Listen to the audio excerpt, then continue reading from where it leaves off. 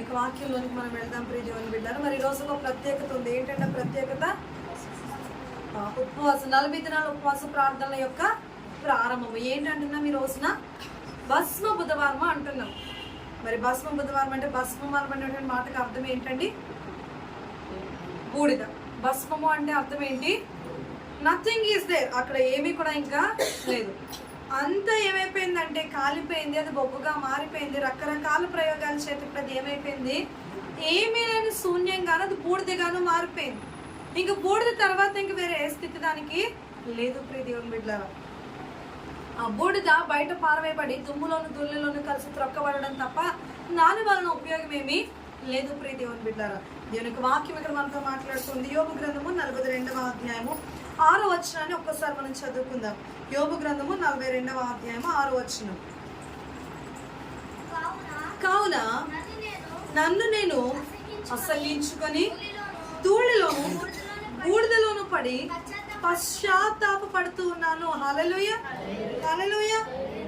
ఇక్కడ దేవుని యొక్క వాక్యము మనతో మాట్లాడుతూ ఉంది ప్రియ దేవుని బిడ్డలారా. ఇక్కడ భక్తుడైనటువంటి యోబు అంటా ఉన్నాడు, కావున నన్ను నేను అసహ్యించుకొని దుమ్ములోను ధూళిలోను పడి పశ్చాత్తాప పడుతూ ఉన్నాను అంటున్నాడు ప్రియ దేవుని బిడ్డలారా. ఇక్కడ రాయబడినటువంటి యొక్క మాట శిలువ ధ్యానాలకి ప్రారంభము, శిలువ ధ్యానాలకి ఆధారంగా ఇక్కడ మాటకి మనకు కనబడుతూ ఉంది. భస్మము అంటే బూడిద, లేకపోతే భస్మ బుధవారము అంటే తగ్గింపులకు సాదృశ్యంగా కనబడతా ఉంది ప్రియ దేవుని సంగమం. శ్రమలకు సాదృశ్యంగా కనబడతా ఉందండి. మరి ఇక వాక్యాన్ని మనం ధ్యానం చేసుకునే ముందు ఈ భస్మ బుధవారము లేకపోతే యాష్ వెన్స్డే మనం అనుకుంటున్నటువంటి దీనిని 2 విషయాలు నేను మీకు వివరించి చెప్పాలి అని ఆశపడుతున్నాను ప్రియ దేవుని సంగమం. ఒకటి ఏంటంటే ప్రాముఖ్యంగా ఏంటి అంటే ఇది ఆత్మీయ వసంత కాలము. ఏంటంటే ఇది ఆత్మీయ వసంత కాలము, స్పిరిచువల్ స్ప్రింగ్ సీజన్ అంటున్నాం దీన్ని. అంటే ఏంటంటే ఆధ్యాత్మికంగా మన జీవితాల్లో వసంత కాలము అంటే మనందరికీ తెలుసు కదండి. వసంతము అంటే ఏంటి? ఆ యొక్క వసంతమానమైనటువంటి కాలము, ఆ యొక్క స్ప్రింగ్ సీజన్లో ఏమవుతుందంటే చెట్టు మీద ఏవైతే ఎండిపోయినటువంటి ఆకులు ఉన్నాయో అవన్నీ ఆ చెట్టు మీద ఉన్నటువంటి ఆకులు ఎండిపోయి అవి ఏమవుతాయంటే రాలిపోతూ ఉంటాయి. అవి రాలిపోయిన తర్వాత ప్రియ దేవుని బిడ్డలారా, ఎప్పుడైతే ఆ కాలము పూర్తి అయిపోతుందో, ఎప్పుడైతే ఆకులన్నీ రాలిపోతాయో ఒక సమయం వస్తుంది. ఒక సమయంలో అప్పుడు ఏం జరుగుతుంది అంటే ప్రియ దేవుని బిడ్డలారా, మరలా ఏం కలుగుతుందండి? చిగురు రావడం ప్రారంభిస్తుంది. హల్లెలూయా, హల్లెలూయా.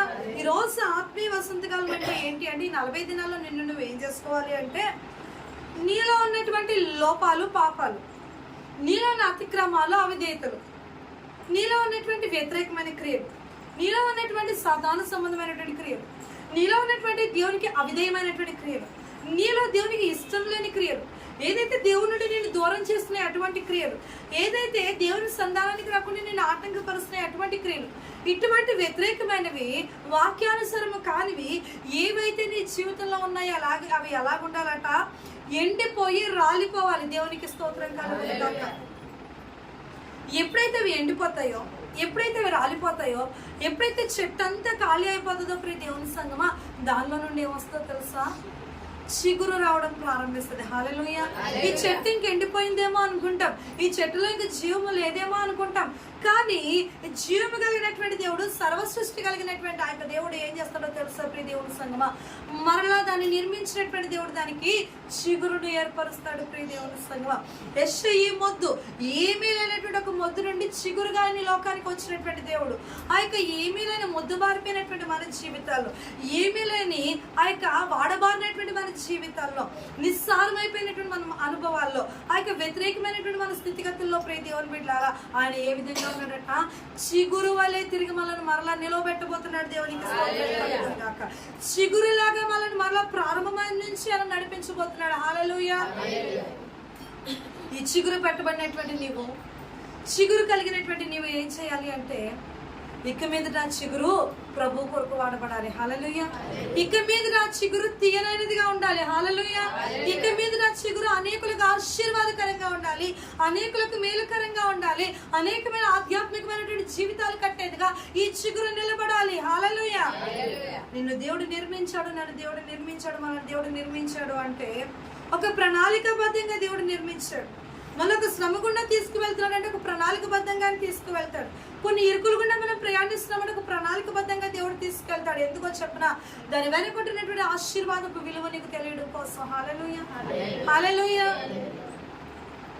ఒక ₹1,00,00,000 లాటరీ నాకు తగిలింది అనుకోండి, దాని విలువ ఏంటో తెలియని దానిలాగా నేను ఉండిపోతాను.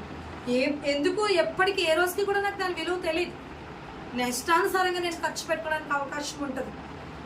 అది నేను కష్టపడ ₹1,00,00,000 సంపాదించుకున్నాను అనుకోండి, ప్రతి రూపాయి ఖర్చు పెట్టడానికి ఇబ్బంది పడతాను. ఎందుకో చెప్పిన అది ఎంత కష్టపడితే ఎన్ని రూపాయలు కలిపితే ₹1,00,00,000 అయిందో దాని విలువ నాకు తెలుసు కాబట్టి, దాని వెనకాల కష్టం నేను తెలుసుకున్నాను కాబట్టి ప్రతి రూపాయి విషయంలో నేను చాలా జాగ్రత్తగా ఉంటాను. ప్రియ దేవుని బిడ్డలారా, అలాగే మనము కొన్ని వెళ్ళకూడని మార్గాలు గుండా వెళ్తున్నాం, ప్రయాణించకూడని పరిస్థితులు కూడా ప్రయాణిస్తున్నాం.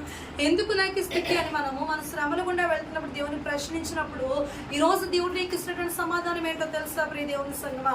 ఈరోజు దేవుడు నీకు ఇస్తున్నటువంటి జవాబు ఏంటి అంటే, నువ్వు రేపన్న రోజు పొందుకోబోయే ఆశీర్వాదం కొరకు ఒక ప్రయాణం దేవుడు నీకు ఇస్తున్నాడు, ఒక అనుభవాన్ని దేవుడు నీకు ఇస్తున్నాడు, ఒక సరైన స్థితి గుండా దేవుడు నిన్ను నడిపింపజేస్తున్నాడు. హల్లెలూయా, హల్లెలూయా.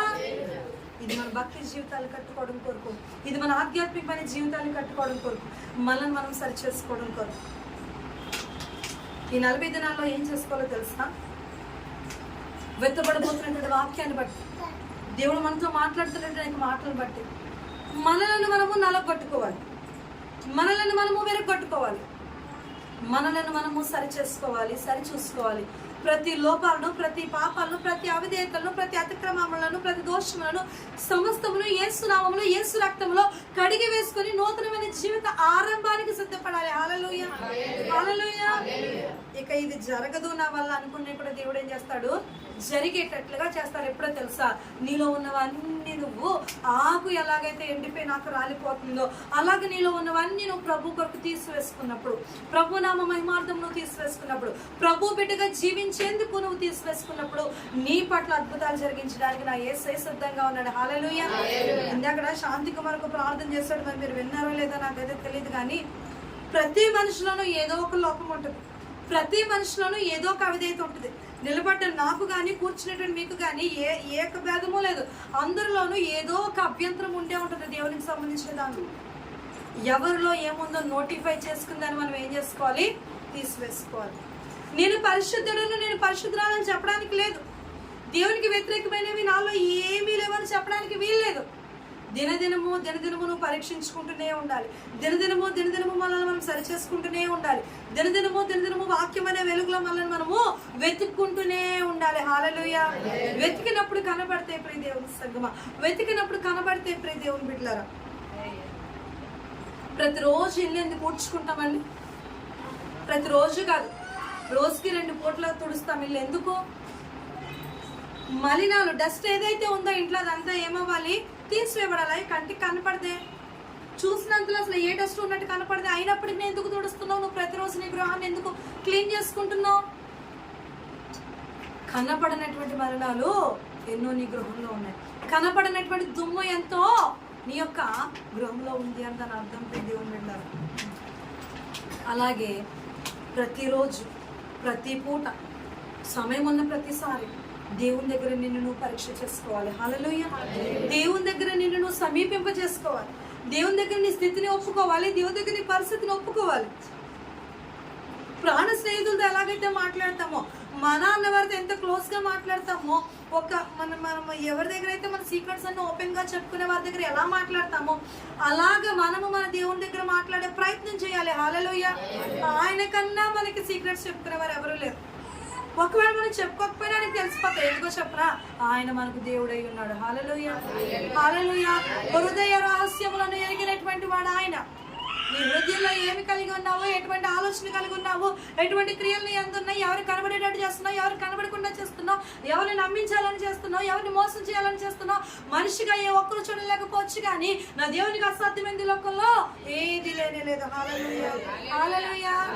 అవును, నన్ను నేను అసహించుకొని దుమ్ములోను బూడిదలోను పడి పశ్చాత్తాపడుతున్నాను అంటున్నాడు యోబు గ్రంథకర్త.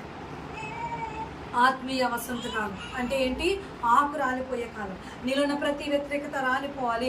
నీలో దేవునికి ఇష్టం లేవు అవన్నీ మనం తీసివేసుకోవాలి. తద్వారా ఆధ్యాత్మికమైన జీవితాన్ని మనం ప్రభువులో కట్టుకోవాలి. చేసుకోవాలి. ఈ 40 రోజులు ఉపవాసం ఉంటున్నాం, ఎందుకు ఉపవాసం ఉండాలి? ఈ 40 రోజులు ప్రతిరోజు మందిరానికి వస్తున్నాం, ఎందుకు మందిరానికి రావాలి? ఇప్పుడు ఈ 40 రోజులు దేవునితో గడపడానికి ఇష్టపడుతున్నాం, ఎందుకు? ఒక ఆచారంగానా? కాదు. ఒక అలవాటుగానా? కాదు. వాళ్ళు బైబిల్ పట్టుకుని వెళ్తున్నారు కాబట్టి నేను బైబిల్ పట్టుకొని వచ్చానా? కాదు. పాస్టర్ గారు మరీ రమ్మన్నారనా? కాదు. రాకపోతే బాధపడతారనా? కాదు. నిన్ను నువ్వు దేవుల్లో కట్టుకోవడానికి, నీ ఆధ్యాత్మిక జీవితాన్ని కట్టుకోవడానికి, నీ కుటుంబాన్ని ప్రభువులో కట్టుకోవడానికి, శ్రమల గుండా వెళ్తున్నప్పుడు ఎలాగ నిలబడాలో తెలుసుకోవడానికి. హల్లెలూయా. సాతాను నీ పైన దృష్టి వచ్చినప్పుడు, సాతాను నీ పైన అగ్ని వంటి బాణాలు వేసినప్పుడు ఎలా తప్పించుకోవాలో ఇక్కడ నువ్వు నేర్చుకుంటావు, ఎలాగ బయటపడాలో నువ్వు ఇక్కడ నేర్చుకుంటావు, ఎలాగో దేవుని అడగాలని ఇక్కడ నేర్చుకుంటావు. అందుకని నీ కొరకు ఈ యొక్క 40 దినాల ప్రార్థనలు. హల్లెలూయా. ఈ 40 దినాలతోనే మన యొక్క ఆధ్యాత్మికమైన జీవితం కాదు. ఏదో 40 రోజులకు చెందిన క్రైస్తవులు మనం కాము, పండగలకు చెందిన క్రైస్తవులు మనం కాము. క్రీస్తు మన హృదయంలో పుట్టినటువంటి నాటి నుండి మన బ్రతుకు అంతమయ్యేదాకా మనము నిజ దేవుని పిల్లలమై ఉన్నాం, నిజ క్రైస్తవులంగా మనం నిరూపించుకునే వారమై ఉండాలి. హల్లెలూయా. హల్లెలూయా. లోకం నడుస్తుంది, మనం నడవకూడదు. లోకం వెళ్తుంది, మనం వెళ్ళకూడదు. లోకం నుండి వేరుపారిన జీవితం ఉండాలి, లోకం నుండి ప్రత్యేకించబడిన జీవితం ఉండాలి, లోకం నుండి ప్రత్యేకింపబడినటువంటి అనుభవాలు మన యందు ఉండాలి. హల్లెలూయా. ఎంతగా అంటే ఎదుటి వ్యక్తిని నువ్వు ప్రభావితం చేయాలి. అంటే దేవునిలో ఇంత ప్రభావం ఉందా అని నిన్ను చూసి అనేకులు తెలుసుకునే విధంగా నువ్వు ఎదుటి వ్యక్తులను ప్రభావితం చేసే అంత భక్తి నువ్వు సంపాదించాలి. ఎదుటి వ్యక్తులను ప్రభావితం చేసే అంత ఆధ్యాత్మిక జీవితాన్ని ప్రభులో కట్టుకోవాలి. హల్లెలూయా. ఆ విధంగా ప్రభు మనల్ని నడిపించాలి అంటే మనం ఎక్కడ ఎదగాలి? దేవునిలో ఎదగాలి, దేవుని సన్నిధిలో ఎదగాలి. దేవుని సన్నిధిలో సమయాన్ని గడపడం వలన దేవుని మందిరంలో ఒక్క దినము గడపటంట అవి 1000 దినముల కన్నా శ్రేష్టము ప్రియ దేవుని సన్నిధి. అట్టి శ్రేష్టమైన అనుభవం వేరెక్కడా లేదండి. కేవలం ఎక్కడుంది? దేవుని మందిరంలో మాత్రమే ఉంది. ఇట్టి సమయాన్ని నిర్లక్ష్యం చేయొద్దు, అలక్ష్యం చేయొద్దు. మరి ఈ రోజులన్నింటిలో మనం ఎలా ఉండాలంటే వాక్యం ఏం బోధిస్తుందో అలా ఉండాలి. దేవుడు ఇక్కడ ఎవరు నిలబెట్టుకుంటాడో నాకు తెలియదు, ఎవరి ద్వారా మాట్లాడతాడో నాకు తెలియదు. ఆయన మాట్లాడుతున్నప్పుడు మనం ఎలా ఉండాలి? Yes lord, I'm ready. అవును ప్రభా, నేను సిద్ధంగా ఉన్నాను. ఆయన ఏం మాట్లాడినా నువ్వు సిద్ధంగానే ఉండాలి. మనకి వేరే ఆప్షన్ లేదు. మనం మాట్లాడుకున్నాం కదా ఆల్రెడీ ప్రే రోజున, ఎన్ని మారులు చెప్పినా విననాలనే మన మీదకి ఏమొస్తుందంట? నాశనము హఠాత్తుగా వస్తుందంట. ఆయన చెప్తున్నప్పుడు ఏం చేయాలి? వినాలి. ఆయన మాట్లాడుతున్నప్పుడు ఏం చేయాలి? వినాలి. వినాలంటే ఏం వినాలి? క్రీస్తుని కూర్చున్నటువంటి మాటలు వినాలి. తద్వారా మనలో ఏం కలుగుతుందట? విశ్వాసం కలుగుతుంది. దేవునికి స్తోత్రం కలుగుతుంది. ఈ విశ్వాసం నిన్ను నట్టేట్లో విడిచిపెట్టినా జాగ్రత్తగా ఒట్టుకొచ్చేయగలవు. ఎందుకో చెప్పరా? అట్టి విశ్వాసంలో నువ్వు నాటబడ్డావు, అట్టి విశ్వాసంలో నువ్వు కట్టబడ్డావు, అట్టి విశ్వాసంలో నువ్వు స్థిరపరచబడ్డావు. హల్లెలూయా. కావున నన్ను నేను అసహించుకొని ధూళిలోను బూడిదలోను పడి పశ్చాత్తాపడుతున్నాను అంటున్నాడు యోబు భక్తుడు. మొట్టమొదటిగా కనబడుతున్న మాట ఏంటి అంటే ప్రియ దేవుని బిడ్డలారా, అసహ్యించుకోవడము. ఎవరిని అసహ్యించుకుంటున్నాడంటే ఇక్కడ యోబు? తన భార్యనా, తన స్నేహితులనా, తన బిడ్డలనా, తన ఇంటిని ఉన్నటువంటి వారినా, తన పని వారినా, ఎవరిని అసహ్యించుకున్నాడు ఇక్కడ యోబు? చదవాలి, అక్కడ ఏముంది? కావున నన్ను నేను ఇప్పుడు యోబు ఎవరిని అసహ్యించుకుంటున్నాడంట? తనని తానే అసహ్యించుకుంటున్నాడు. ఎందుకు అసహ్యించుకుంటున్నాడు? తను ఏదైతే శ్రమ గుండా వెళ్తున్నాడో, తను ఏదైతే వ్యతిరేకత గుండా ప్రయాణిస్తున్నాడో, తను ఏదైతే అవమానభరితమైనటువంటి స్థితిగతులు గుండా ప్రయాణిస్తున్నాడు, వాటిని బట్టి యోబు తను అసహ్యించుకుంటున్నాడు. ప్రియ దేవుని బిడ్డలారా, యోబు అంత భక్తిపరుడే తనని తాను అసహ్యించుకుంటుంటే మీరు నేను ఎంతండి? ఈరోజు వాక్యం వింటున్నటువంటి ప్రియ దేవుని బిడ్డ, మనల్ని మనం అసహ్యించుకోవాలి.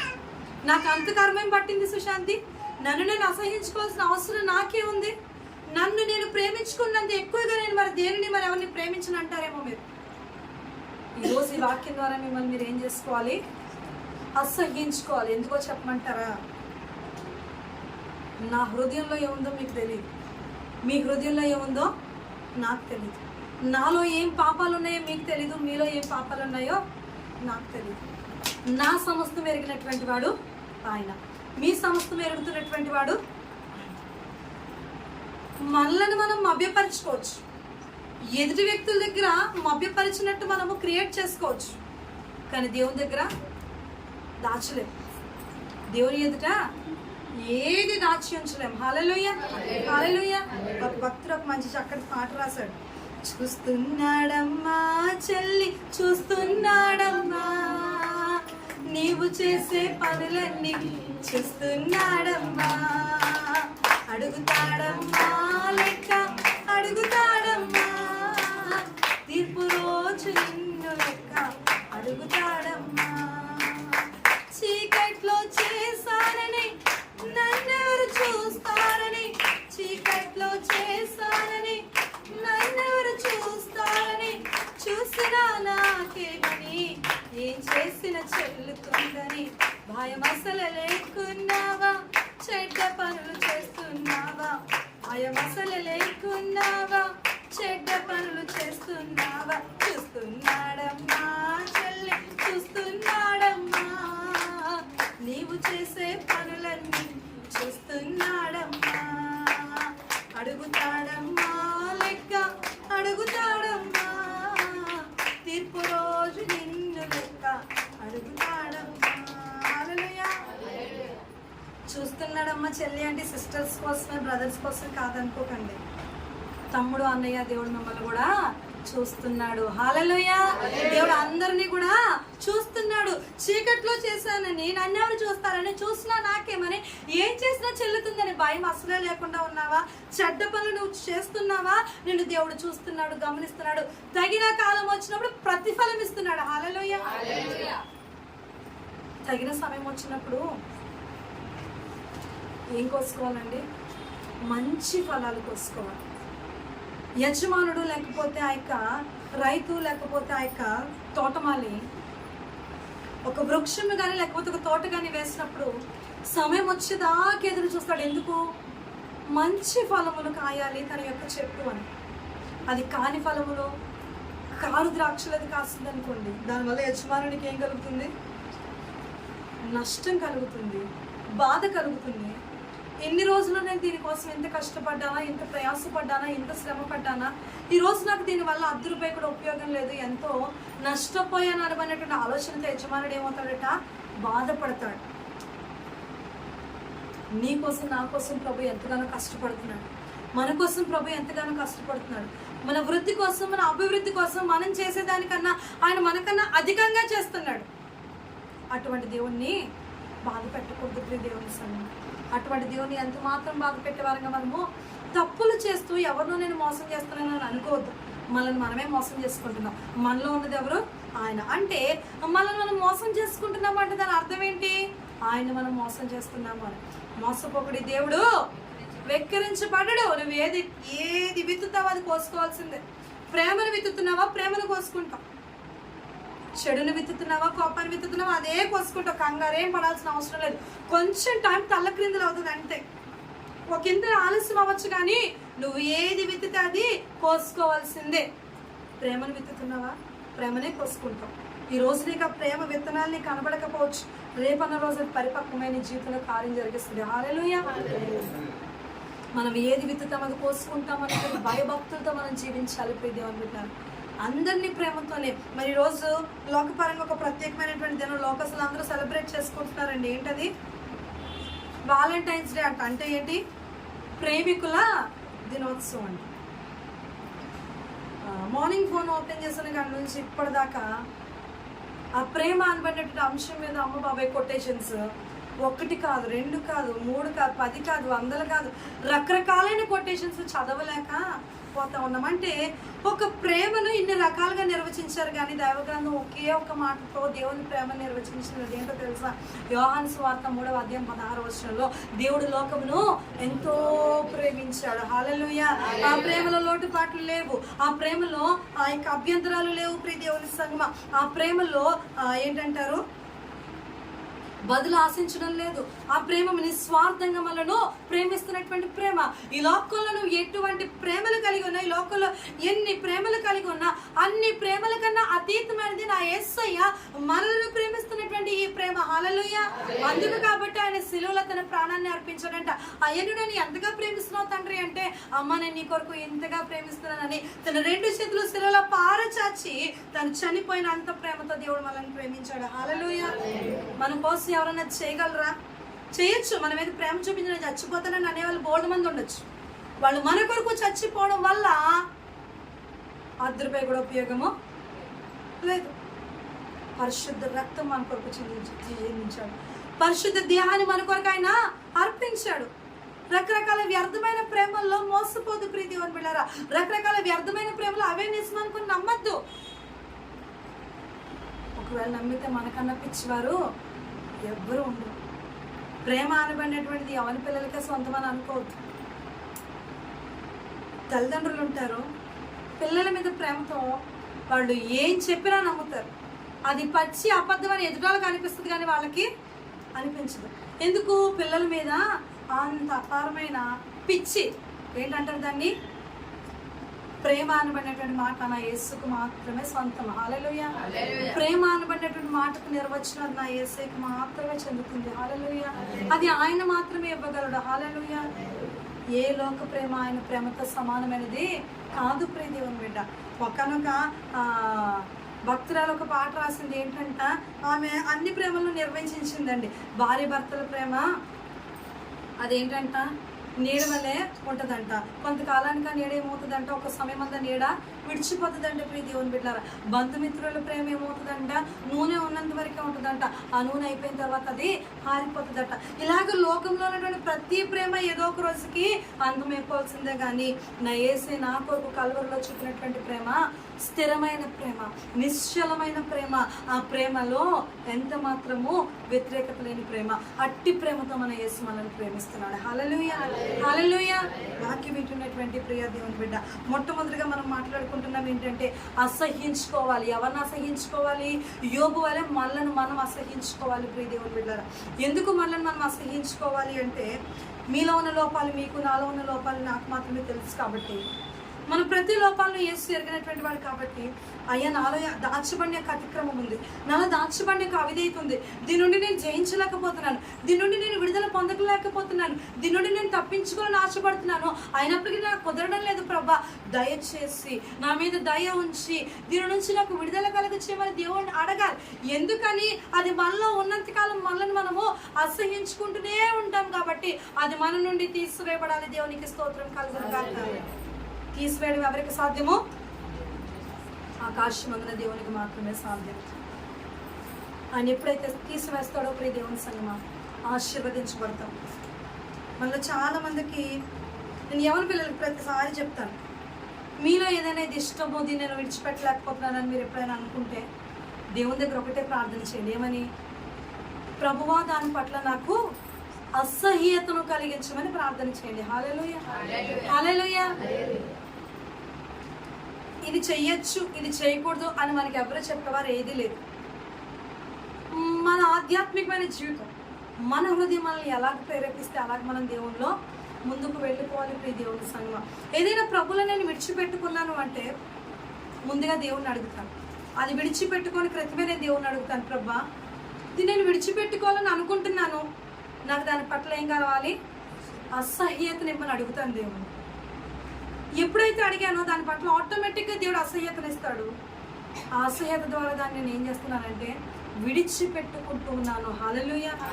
చాలా వరకు పై కనపడేవి కానీ పై కనపడేవి కానీ నాలో నేను చాలా విడిచిపెట్టుకునే ముందు నేను ఏమడుగుతానంటే దేవుణ్ణి దాని పట్ల నాకు అసహ్యతను ఇమ్మని అడుగుతాను. మనల్ని మనం అసహ్యించుకోవాలి అంటే మన హృదయంలో ఏవైతే ఉండకూడని ఉన్నాయో వాటి పట్ల నాకు అసహ్యతను కలగచేయమని ముందుగా ఎవరిని అడగాలండి? దేవుణ్ణి అడగాలి. ఇది నా సొంత ఫార్ములా. మనం ఎలాగైతే అలాగే దేవుణ్ణి అడుగుతామో ప్రియ దేవుని బిడ్డలారా, అలాగే దేవుళ్ళు మనం ఏమవుతామంటే ఆశీర్వదింపబడతాం. ఒక చిన్న ఎగ్జాంపుల్, గోరింటాకు తెలుసు కదా మనందరికీ. గోరింటాకు కానివ్వండి, కోన్స్ కానివ్వండి, చాలా పండుగ వచ్చిందంటే ఎక్కడ దాకా ముందు వెనకాల పెట్టేసుకునేదాన్ని. నాలో ఉన్న టాలెంట్ ఏంటంటే కుడి చేతితో ఎడం చేతికి ఎంత బాగా పెట్టుకుంటాను, ఎడం చేతితో కుడి చేతికి కూడా అంతే బాగా పెట్టుకుంటాను. ఎలాంటి సమయాల్లోనో తెలుసా, అర్ధరాత్రి 12-12:30 చర్చిలో అయిపోతే ఇక్కడి నుంచి ఇంటికి వెళ్ళిన తర్వాత అది పెట్టుకున్న తర్వాత అదంతా రాలిపోయిన తర్వాత అప్పుడు పడుకొని మళ్ళీ పొద్దున్నే లేచి పండగకి రెడీ అయ్యి చర్చికి వచ్చేసేదాన్ని. ఏ పండుగ అయినా ఇది కామన్ అనమాట. నాకే అనిపించింది మనం దేవుల్లో ఉన్నాము ఏమో. అంటే తప్పని నేను చెప్పడం లేదు, మీరు అందరూ తీసేయాలని కూడా నేను చెప్పట్లేదు. ఆరోగ్యానికి కూడా మంచిదట గోరింటాకు. అయితే తప్పని నేను చెప్పను, కానీ నాకు ఎందుకో తీసేయాలనిపించింది. నేను చాలా రోజులు దేవుని దగ్గర ప్రార్థన చేశాను. ఏమని? నాకు దీని పట్ల అసహ్యతను కలిగించినాను. ఇది నేను బాగా వాక్యం చెప్పేటప్పుడు కాదండి, నేను వాక్యం వినే సందర్భంలోనే నేను దేవుణ్ణి అడిగాను. అంటే చిన్నపిల్లగా ఉన్నప్పుడే నేను దేవుణ్ణి అడిగాను. ఇప్పుడు దేవుని దేవుడు దాని నుంచి నాకు ఏం చేస్తాడు, విడుదల ఇచ్చాడు. బహుశా ఇప్పటికి ఒక 10 సంవత్సరాలు అవుతుంది, 10 సంవత్సరాలు అవుతుంది నేను మరలా దాన్ని తిరిగి చూడలేదు. ప్రియ దేవుని సంగమా, హల్లెలూయా హల్లెలూయా. ఏదైనా మనం ప్రభు దగ్గర విడిచిపెట్టు అంటే ఇది ఒక ఎగ్జాంపుల్ మాత్రం. ఇటువంటి చెప్పాలంటే చాలా చెప్పగలుగుతాను. ఎందుకు ఈ మాటలు చెప్తున్నానంటే అసహ్యత మనలో కలగాలి, తద్వారా నేను విడిచిపెట్టుకోగలుగుతాం. వాళ్ళు తీసేసారని నేను తీసేసాను అనుకోండి, నాలో ఉన్న ఆశ చచ్చిపోదు. వాళ్ళు ఎవరో పెట్టుకోలేదని నేను పెట్టుకోవడం మానేసాను అనుకోండి, నాలో ఉన్న ఆశ చచ్చిపోదు. ఆశ అలాగే ఉంటుంది, దాన్ని తీయడం వల్ల ప్రయోజనం ఏమీ లేదు. అడగాలి, దేవుని దగ్గర అడిగి పొందుకోవాలి. హల్లెలూయా. మనల్ని మనం అసహించుకోవాలి. ఎలాగ అసహించుకోవాలంటే వాక్య ప్రకారంగా అసహించుకోవాలి. ఒక్కసారి మనం చూద్దాం. చూడండి ప్రియ దేవుని బిడ్డలారా, మత్తయి సువార్త 27వ అధ్యాయం 1 నుండి 7 వచనాల్లో ఒక వ్యక్తి మనకు కనిపిస్తారు. హల్లెలూయా. ఈరోజు దేవాది దేవుడు మనతో మాట్లాడుతాడు. అసహించుకోవడం అంటే ఏదైనా పాపం చేసేసాం అనుకోండి, పర్లేదులే, అందరూ చేశారు, నేను చేస్తే తప్ప, అందరూ చేస్తున్నారు, నేను చేస్తే తప్ప అన్న ఆలోచన మనలో. ఇస్కరియోతు యూదా తప్పు చేస్తాడు యేసు ప్రభుల వారిని అప్పగించి. ఎప్పుడైతే అప్పగించాను అని తప్పు చేశాడో ప్రియ దేవుని సంగం పశ్చాత్తాపడంట. ఆ యొక్క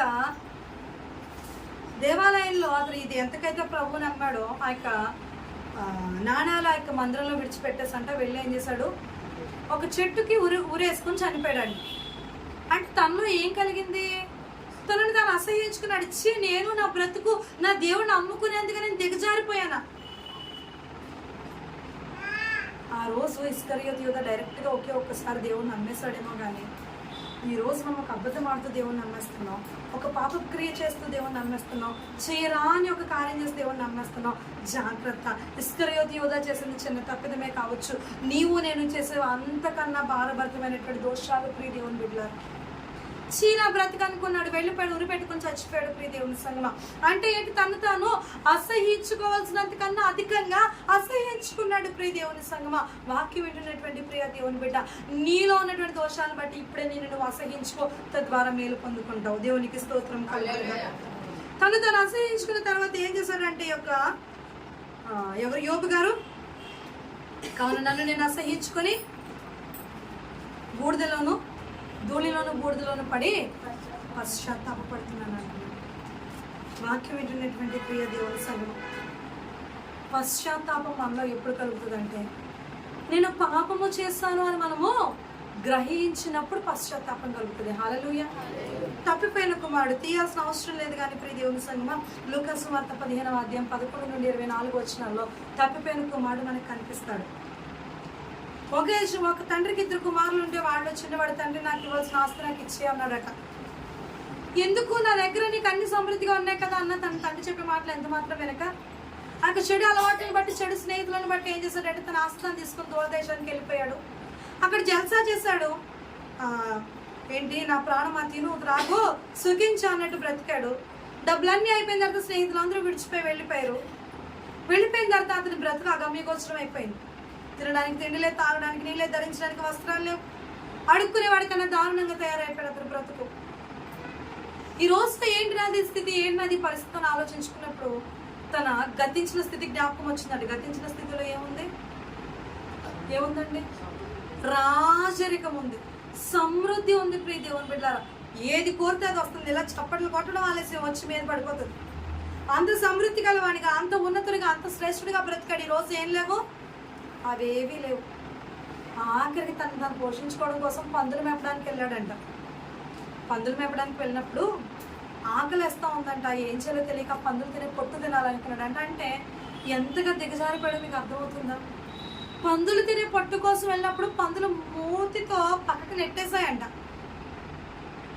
వాక్యం వింటున్నటువంటి ప్రియ దేవుని బిడ్డ, దేవుని మాట కాదు, దేవుని మాట వద్దు అని మనం పక్కకు తొలగిపోతే మన బ్రతుకులు కూడా అంతే.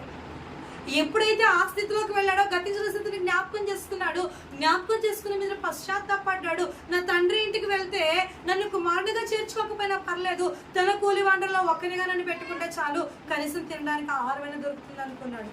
తిరిగి వెళ్ళాడు, పశ్చాత్తాపడ్డాడు, తిరిగి వెళ్ళాడు. ప్రియ దేవుని సంగమా, తండ్రి తన కుమారుణ్ణి కౌగిలించుకొని ముద్దు పెట్టుకొని ఆ యొక్క ఉంగరాన్ని తొడిగి ప్రశస్త వస్త్రాలు ధరింపజేసి మరలా తన కుమారునిగా స్వీకరించాడు. హల్లెలూయా, హల్లెలూయా. రెట్టింపు ఘనతనిచ్చే దేవుడు, రెట్టింపు ఆశీర్వాదాన్ని ఇచ్చే దేవుడు, రెట్టింపు స్థితిని ఇచ్చే దేవుడు. బూడిదకు బదులుగా పూదండను అనుగ్రహింపజేస్తాడు దేవుడు. బూడిద వలె నీ జీవితం ఉందేమో, ఇంకా మరి ఏమీ నీ జీవితంలో లేని స్థితిలో నువ్వు ఉన్నావేమో. అన్నీ ఉన్న స్థితిలో నువ్వు ఉన్నప్పటికీ నువ్వు దేవుల్లో ఎలాగుండాలి? ఏమీ లేని స్థితి వల్ల తగ్గించుకొని ప్రభువులో బ్రతకాలి. హల్లెలూయా. తను తాను తగ్గించుకుని వాడు హెచ్చింపబడతాడు. తను తాను హెచ్చించుకునే ప్రతివాడు తగ్గించుకుంటాడు. దుమ్ము ధూళి అనబడినటువంటి మాటకి అర్థం ఏంటంటే తగ్గింపు. ప్రియ దేవుని సంగమా, మరి తగ్గింపు లూకాసు వార్త 18వ అధ్యాయం 9 నుండి 14 వచనాలు తీయాల్సిన అవసరం లేదు కానీ అక్కడ కనబడుతుంది.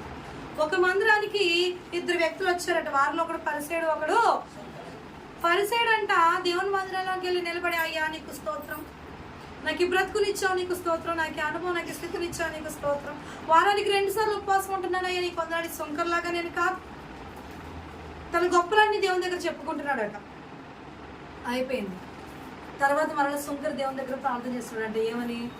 దూరముగా నిలవబడి, ఆకాశపు కళ్ళెత్తడానికైనా అర్హత లేనివానిగా నిలవబడి, అయ్యా నేను పాపిని అని ప్రార్థిస్తున్నాడంట. హల్లెలూయా. దేవుడు ఎవరి ప్రార్థన మెచ్చాడు అక్కడ? సుంకరి ప్రార్థన. ఎవరి ప్రార్థన తృణీకరించాడు? పరిసేయుని ప్రార్థన. ఈరోజు నువ్వు నేను చేసే ప్రార్థనలు ఎలాగుండాలి? సుంకరి వంటి ప్రార్థనలు ఉండాలి. తగ్గింపు కలిగినటువంటి జీవితం మనలో ఉండాలి. తగ్గింపు కలిగినటువంటి అనుభవాలు కూడా మనం ప్రయాణించాలి. హల్లెలూయా. మనకి ఏదో ఉందని వెర్రవీగిపోకూడదు, మనలో ఏదో ఉందని హెచ్చుగా పోకూడదు. ఎన్ని ఉన్నా ఏమున్నా మనం దేవునికన్నా గొప్పవారం కాదు. హల్లెలూయా. ఎన్ని ఉన్నా ఏమున్నా ప్రభు తగ్గించుకోమంటున్నాడు కాబట్టి మనం ఏం చేయాలి? తగ్గించుకునే ఉండాలి. అది మన ఆధ్యాత్మికమైన జీవితానికి ఆశీర్వాదకరం. సరే, విర్రవీగిపోతున్నాం, పేటరేగిపోతున్నాం, గర్వంగా అహంకారంగా ఉన్నాం. ఒక్కసారి దీన్ని కొంచెం పక్కకు తీసి చూద్దాం. నా కుమార్తె నా కుమారుడు ఏమవుతాడని దేవుడు అనుకున్నాడు అనుకోండి, మరలా తిరిగి మన బ్రతుకులు ఏమైపోతాయండి? ప్లాట్ఫామ్ పరిస్థితి అయిపోయి దేవుని బిడ్డలారా, ఇంతగా హెచ్చించిన దేవుడు, ఇంతగా ఆశీర్వదించిన దేవుడు నీ తగ్గింపుని చేస్తా. అదే తగ్గింపు నువ్వు విడిచిపెట్టావా, మరలా తిరిగి నీ స్థితి అక్కడికే వెళ్ళిపోతుంది. వాక్యం వింటున్నటువంటి ప్రియ దేవుని బిడ్డ, దుమ్ము ధూళి బూడిద అంటే ఏమీ లేదు, అది తగ్గింపుతో కూడినటువంటిది. కాబట్టి ఈ యొక్క 40 దినాల ప్రారంభంలో దేవుడు నీతో మాట్లాడుతున్నాడు. నిన్ను నువ్వు అసహించుకోవాలి, నిన్ను నువ్వు తగ్గించుకుని ప్రభు దగ్గర కనిపెట్టాలి. హల్లెలూయా. ఇంకా మూడోదిగా పశ్చాత్తాపాన్ని గురించి దేవుడు ఇక్కడ మనతో మాట్లాడుతున్నాడు. ఇందాకనే మనం చూసాం కదా, మత్తయి సువార్త 27:1-7 తప్పిపోయినటువంటి కుమారుడు దేవుని దగ్గర పశ్చాత్తాపడుతున్నాడు, తన తండ్రి దగ్గర పశ్చాత్తాపడ్డాడు. ప్రియ దేవుని సంగమా, అలాగే ఈ యొక్క మత్తయి సువార్త 27లో ఇస్కరియోతు యూదా కూడా పశ్చాత్తాపడి ఏం చేశాడంట? తను చేసింది తప్పు అని తెలుసుకొని ఏం చేస్తాడు? ప్రియ దేవుని బిడ్డలారా, ఇంకా నేను బ్రతకడానికి కూడా అర్హుని కాదు అనుకుని వెళ్ళి ఊరు పెట్టుకొని చచ్చిపోయాడు. ఈరోజు 3 విషయాల ద్వారా మన ప్రభు మనతో మాట్లాడాడు. అది ఏంటి అంటే, మొట్టమొదటిగా మనల్ని మనము అసహించుకోవాలి, రెండవదిగా ఏం చేయాలి? తగ్గించుకోవాలి, మూడవదిగా పశ్చాత్తాపడాలి. ఈ మూడిట్ల కన్నా ప్రాముఖ్యమైన మరొక విషయం ఏంటి? ఇది ఆత్మీయ వసంత కాలము. మనలో తీసివేసుకోవాల్సినవి అన్ని తీసివేసుకోవాలి, ప్రభువులో మనం పెంపొందింపు చేసుకోవాల్సినవి అన్ని తిరిగి పెంపొందింపు చేసుకోవాలి. నూతనమైన చిగురు, నూతనమైన శ్రేష్టత, నూతనమైన ఆధ్యాత్మికమైన అనుభవము, నూతనమైన ఆశీర్వాదాలు, నూతనమైనటువంటి హెచ్చరిక స్థితి ప్రభు వాక్యమైనటువంటి మన అందరికీ అనుగ్రహించును గాక.